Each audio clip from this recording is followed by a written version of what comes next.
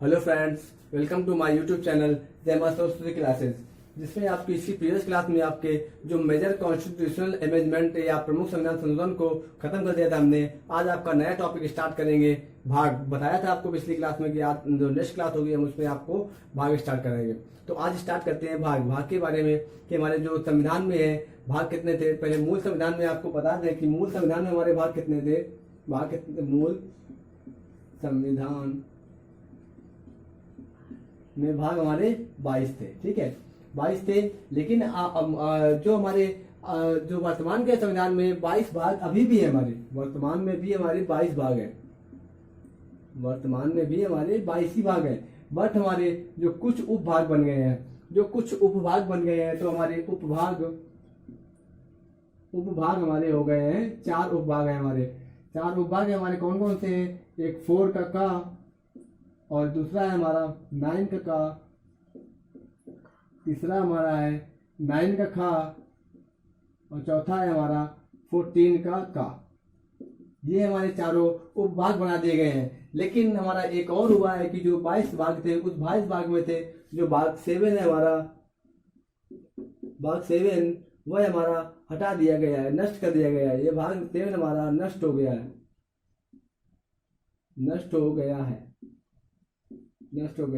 यह हमारा भाग 7 हटा दिया गया है। जो ठीक है, ये आपको आगे बताएंगे कि भाग 7 में हमारा क्या क्या था। अभी आपके ओवरऑल देखिए कि इतना हमारा वर्तमान में हमारे 22 भाग थे। उपभाग हमारे 4 का या 9 का 14 का, ये हमारे 4 उपभाग थे।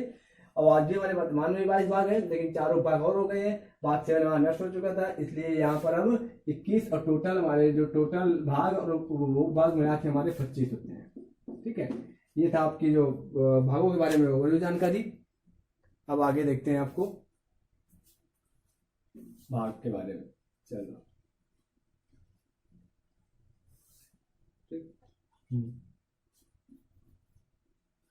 तो आगे हमारा जो भाग 1 है,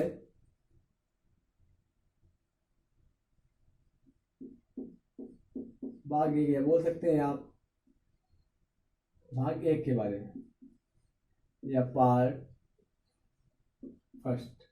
ठीक है, इसमें भाग 1 में हमारा या पार्ट फर्स्ट में बताया गया था कि जो भारत संघ एवं राज्य का भारत संघ एवं उसका राज्य क्षेत्र के बारे में बताया गया है। भारत संघ एवं राज्य क्षेत्र के बारे में बताया गया है। जो भारत संघ एवं राज्य क्षेत्र के बारे में, राज्य क्षेत्र के बारे में बताया गया है। जो हमारा आर्टिकल 1 to आर्टिकल 4 तक है। आर्टिकल 1 to आर्टिकल 4 तक बताया गया है। ये हमारा भारत संघ एवं राज्य के क्षेत्रों के बारे में हमारा आर्टिकल 1 to 4 तक है। ठीक है, कि जैसे बताया जाता है कि कई लोगों ने ये भी कहते हैं कि मातृभूमि से बढ़कर हमारा कोई भी, मातृभूमि से बढ़कर कुछ नहीं होता है हमारा। ठीक है, तो इसके बारे में ही बताया गया है। चलिए आगे देखते हैं हमारा कि भाग 2 में हमारा क्या बताया गया है। इसके बारे में डीपली जब आप आगे बढ़ेंगे तो इसके पूरा एक वीडियो में हम आपको डिस्क्रिप्शन देंगे। भाग 1 का, भाग 2 का, सबका डिस्क्रिप्शन देंगे अच्छे से। ठीक है, डिस्क्राइब करेंगे। तो अभी आप केवल भाग के ओवरव्यू देख लीजिए भाग का। तो आगे हमारा आता है भाग 2 पार्ट 2। भाग 2 आज इसको बोलते हैं पार्ट 2। पार्ट हमारा सेकेंड। इसमें हमारा आता है नागरिकता के बारे में।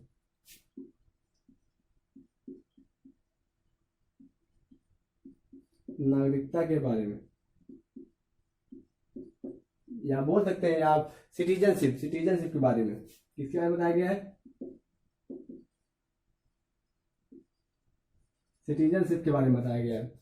ठीक है, सिटीजनशिप के बारे में बताया गया है। जो हमारा आर्टिकल 5 to 11 तक, इसमें हमारा आर्टिकल 5 to आर्टिकल 11 तक हमारे इसी के बारे में बताया गया है। आर्टिकल 5 to आर्टिकल 11 तक हमारा सिटीजनशिप के बारे में बताया गया है। इसके बाद हमारा आता है भाग 3। भाग 3 आता है जिसको पार्ट 3 बोलते हैं। पार्ट 3 में हमारा बताया गया है कि जो हमारे फंडामेंटल राइट थे, फंडामेंटल राइट या मौलिक अधिकार जो थे उनके बारे में, मौलिक अधिकार हमारे बताए गए हैं। तो हमारे भाग 3 में हमारे मौलिक अधिकार बताए गए हैं। मौलिक अधिकार बताए गए हैं, मौलिक अधिकार बताए गए हैं जिनको हम फंडामेंटल राइट भी बोल सकते हैं।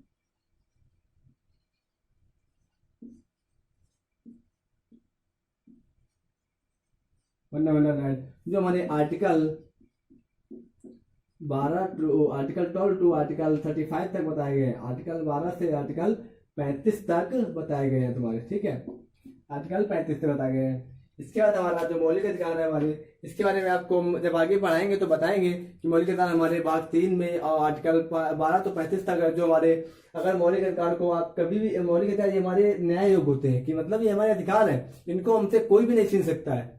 अगर आपका कोई भी मौलिक अधिकारों का हनन करता है तो आप इसके बारे में सुप्रीम कोर्ट जा सकते हैं, सुप्रीम कोर्ट, जिसमें सुप्रीम कोर्ट आपको मौलिक अधिकार दिलाएगा, ठीक है।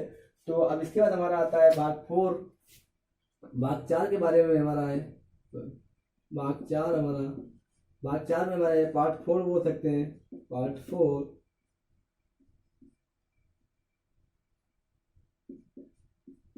पार्ट 4 इसमें हमारा पार्ट 4 में हमारे राज्य के नीति नीति निर्देशक तत्वों के बारे में बताया गया, राज्य के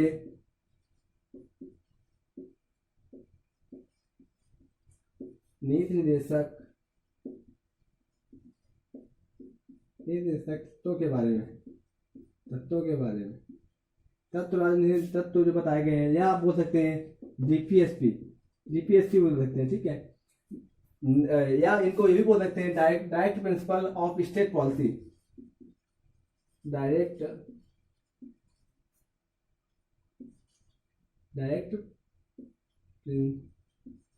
प्रिंसिपल ऑफ स्टेट पॉलिसी, ये बोल सकते हैं आप, ठीक है। तो ये था हमारा, या फिर आप जो हमारे आर्टिकल में आते हैं, आर्टिकल हमारा इसमें आर्टिकल 36 टू 51 तक हमारे, आर्टिकल 51 तक होते हैं, आर्टिकल 51 तक हमारे ये बताए गए हैं, आर्टिकल 51 तक बताए, आर्टिकल 36 से आर्टिकल 51 तक हमारे डीपीएसपी बताए गए हैं। जो डीपीएसपी हमारे होते हैं यह हमारे राज्य पर डिपेंड करता है कि राज्य हमारा इनको लागू करता है या नहीं लागू करता है, ये हमारे न्याय योग्य नहीं है, ये हमारे राज्य पर डिपेंड करता है कि अगर राज्य चाहे तो इनको लागू कर सकता है, राज्य चाहे तो इनको नहीं भी लागू कर सकता है, ठीक है। ये था हमारे भाग 4 में डीपीएसपी थे। हमारा भाग 5 आता है, सॉरी भाग 5 आता है, लेकिन हमारे भाग जो 4 था, भाग 4 का इसका एक सब पार्ट था तुम्हारा, तो भाग 4 का जो सब पार्ट था उसके बारे में पहले देख लेते हैं। भाग 4 का जो कहा है उस पे हमारे आप बोल सकते हैं पार्ट 4 का ए पार्ट जो था, ठीक है, इसमें हमारा बताया गया था कि जो हमारे मौलिक कर्तव्य थे, मौलिक कर्तव्य जो हमारे उनको बारे में बताया गया है, मौलिक कर्तव्य के बारे में बताया गया है, मौलिक कर्तव्य, कर्तव्य या आप इनको मूल कर्तव्य भी बोल सकते हैं, मूल कर्तव्य भी बोल सकते हैं। जो हमारे आपको बताया था कि जो हमारे सरदार सरोवर सिंह, जो पीएम इंदिरा गांधी जी ने सरदार सरोवर सिंह कमेटी बनाई थी, इससे प्रीवियस क्लास में आपको इसके डिस्क्रिप्शन भी दिया था। यह हमारे 42वें संविधान संशोधन 1973 के तहत जोड़े गए थे। यह हमारे 42वें संविधान संशोधन, 42वें कॉन्स्टिट्यूशन अमेंडमेंट 1976 के तहत जोड़े गए थे, ठीक है। तो हमारी पीएम कौन थी? पीएम हमारी इंदिरा गांधी जी थी, ये हमारी इंदिरा गांधी जी थी, ये हमारी इंदिरा गांधी जी थी, और इसके तहत हमारे जोड़े गए थे, ठीक है। तो ये और जो इसमें पीएम इंदिरा गांधी ने एक कमेटी बनाई थी जिसका नाम सरदार सरोवर सिंह कमेटी था। सरदार सरोवर सिंह कमेटी ने ही जो हमारे मूल कर्तव्य दिए थे, इन मूल कर्तव्यों को बनाया था। उसके बाद ये मूल कर्तव्य 42वें संविधान संशोधन के तहत हमारे कॉन्स्टिट्यूशन संविधान में जोड़े गए थे, ठीक है। जो हमारे क्योंकि हमारा जो संविधान बना था, संविधान हमारे आर्टिकल 12 से आर्टिकल 35 तक तो हमारे मौलिक अधिकार थे, उसके बाद आर्टिकल 36 से आर्टिकल 51 तक तो हमारे डीपीएसपी थे। इसके बाद हमारा जो था आर्टिकल 52 से आर्टिकल 153 तक हमारा जो था, आर्टिकल 52 से 153 तक था जो संघ की सरकार भाग 5 था। बट हमारे इनको रखना था, तो इनको रखा कहा जाए तो मूल संविधान तो हमारा बन चुका था 26 नवंबर 1949 को, मतलब 26 नवंबर 1949 को, ठीक है। तो उसके बाद जब हमारे ये तो अभी शामिल किए गए हैं 1976 में, 1976 में, तो इनको हमारा जो था तभी इनको हमारा आर्टिकल अलग से बनाया गया, आर्टिकल अलग से दिया गया, आर्टिकल 51 के ए में इनको शामिल किया गया। तो इनके लिए हमारा जो आर्टिकल था, आर्टिकल 51 के ए में हमारा इसके बारे में मौलिक अधिकार के बारे में बताता है। इसको फंडामेंटल ड्यूटीज बोल सकते हैं, फंडामेंटल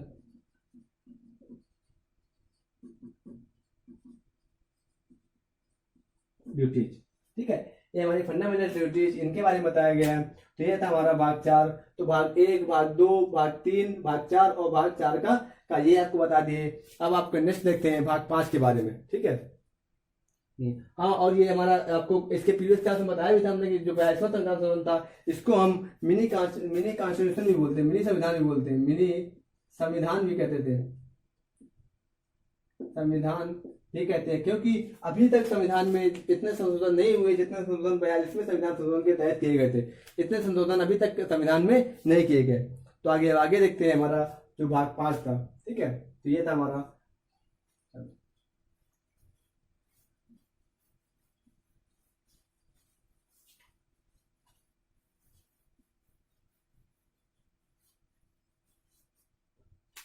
तो भाग 5 हमारा जो था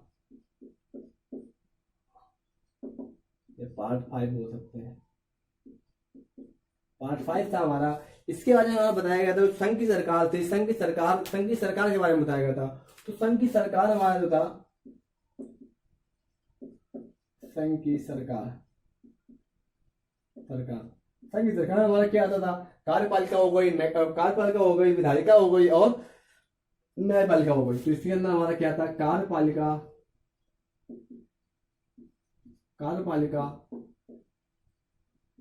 न्यायपालिका और विधायिका।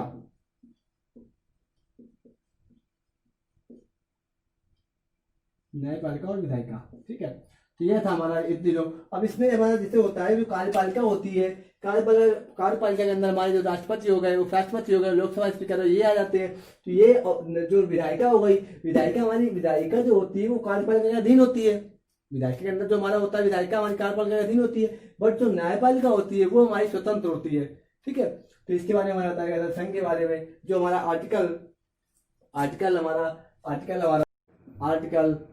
आर्टिकल 53 से आर्टिकल 52 से आर्टिकल 52 टू आर्टिकल 151 तक आपके जो संघ की सरकार के बारे में बताया गया है, जिसमें कार्यपालिका, न्यायपालिका और विधायिका के बारे में बताया गया है। ठीक है, इसके आगे आता है हमारा भाग 6 या पार्ट 6।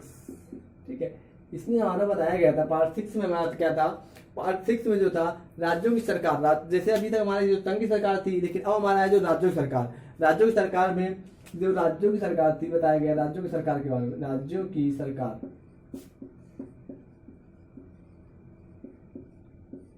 जिसमें राज्यों की सरकार में हमारी कार्यपालिका होती है, राज्यों की कार्यपालिका होती है।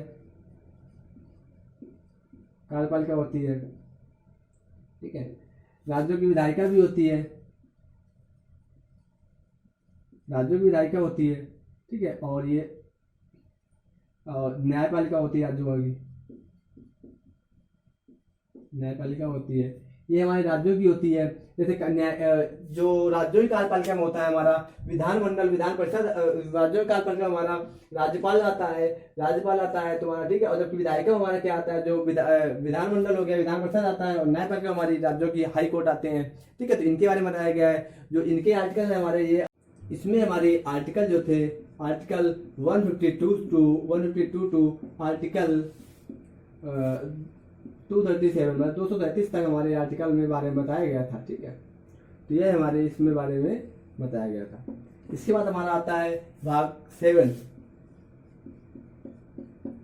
बोल सकते हैं आप, पार्ट 7। ठीक है, तो जिसमें हमारा जो राज्यों का बंटवारा था, पहले हमारे राज्यों का जो बंटवारा था,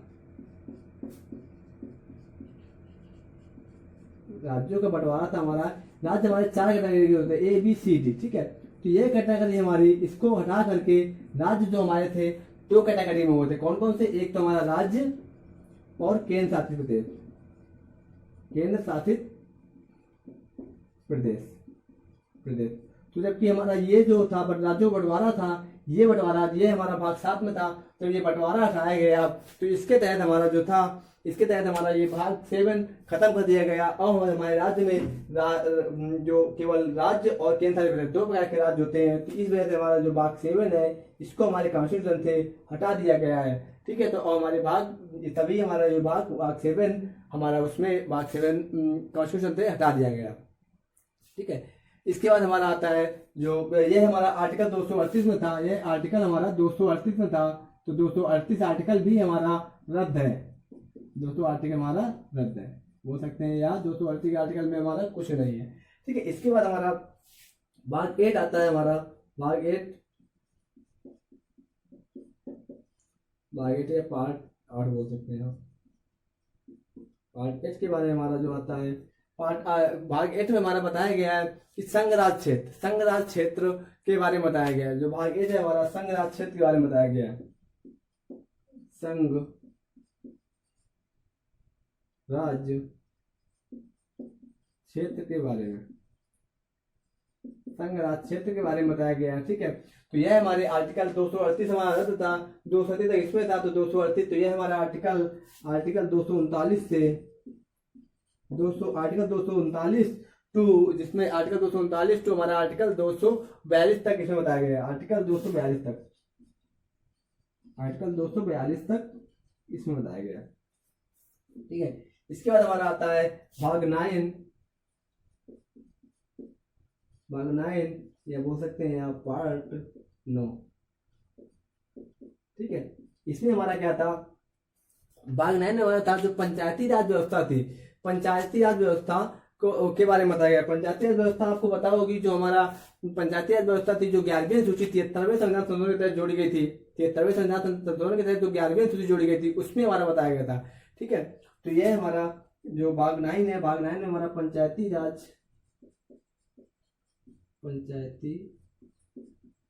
व्यवस्था के बारे में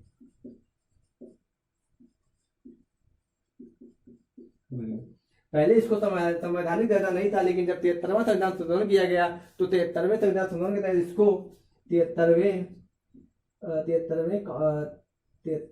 कॉन्स्टिट्यूशन अमेंडमेंट के 73वें कॉन्स्टिट्यूशन अमेंडमेंट जब हुआ किया गया, इससे जो संवैधानिक दर्जा मिला, संवैधानिक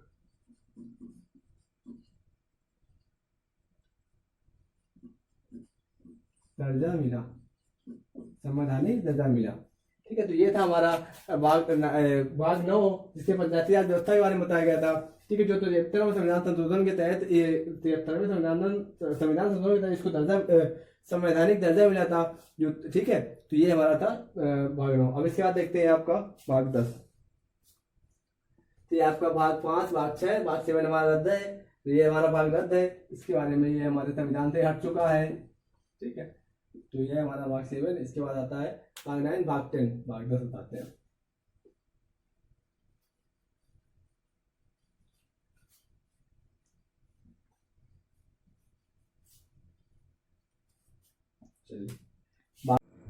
चलिए देखते हैं आगे भाग 9 का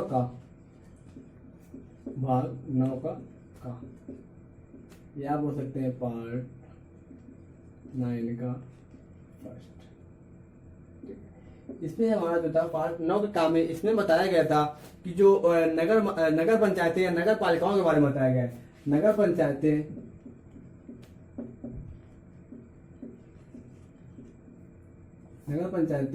नगर पालिकाएं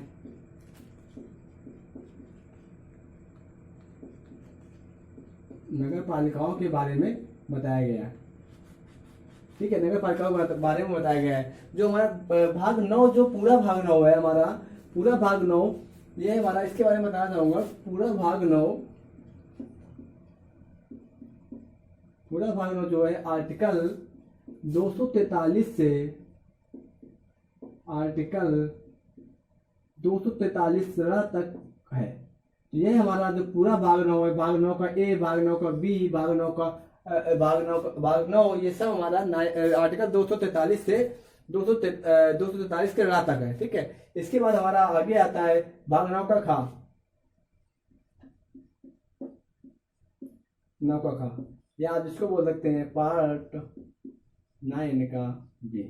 ठीक है, जिसमें हमारा जो भाग 9 को बता चुके हैं। अब भाग 9 के बी में हमारा जो था कोऑपरेटिव सोसाइटी के बारे में बताया गया है। कोऑपरेटिव सोसाइटी के बारे में बताया गया है। कोऑपरेटिव सोसाइटी के बारे में, कोऑपरेटिव सोसाइटी के बारे में बताया गया है। ठीक है, जो हमारा 97 संविधान संशोधन 2011 के तहत जोड़ा गया, 97 संविधान कॉन्स्टिट्यूशन अमेंडमेंट के तहत जो 2011 में जोड़ा गया।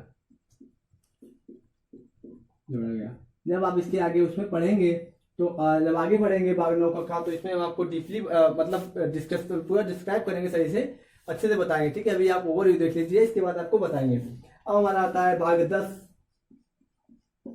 या आप बोल सकते हैं पार्ट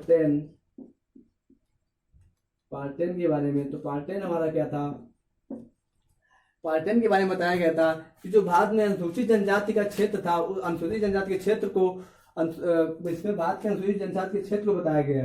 भारत में अनुसूचित जनजाति